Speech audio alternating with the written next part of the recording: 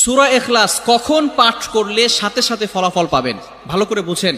সূরা ইখলাস হচ্ছে পবিত্র কোরআনুল কারীমের ভিতরে ছোট সূরাদের ভিতরে অন্যতম একটি সূরা। তবে ফজিলতের দিক থেকে সূরা ইখলাস হচ্ছে গুরুত্বপূর্ণ ফজিলত, এবং এই সূরাটা এমন একটা সময় আল্লাহ পাক রব্বুল আলামিন নাজিল করে দিয়েছেন যখন আল্লাহ রাসূল সাল্লাল্লাহু আলাইহি ওয়াসাল্লাম দ্বীনের প্রচার করতে লাগলেন।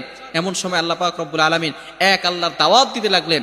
তখন কাফেররা আল্লাহ রাসূল সাল্লাল্লাহু আলাইহি সাল্লামকে কোশ্চেন করলো যে, মুহাম্মদ, তুমি তো এক আল্লাহর দাওয়াত দাও, আমরা তো কোটি কোটি দেবতার পূজা করি, তারা আমাদের সমস্যার সমাধান করতে পারে না।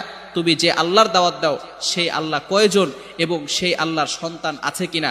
সাথে সাথে আল্লাহ পাক রব্বুল আলামিন এই কাফেরদের প্রশ্নের উত্তরে আল্লাহ রাসূল সাল্লাল্লাহু আলাইহি সাল্লামের কাছে এই সূরাটি নাজিল করলেন, কুল হুয়াল্লাহু আহাদ আল্লাহুস সামাদ লাম ইয়ালিদ ওয়া লাম ইউলাদ ওয়া লাম ইয়াকুল লাহু কুফুয়ান আহাদ। আল্লাহ পাক রব্বুল আলামিন এক, অদ্বিতীয়।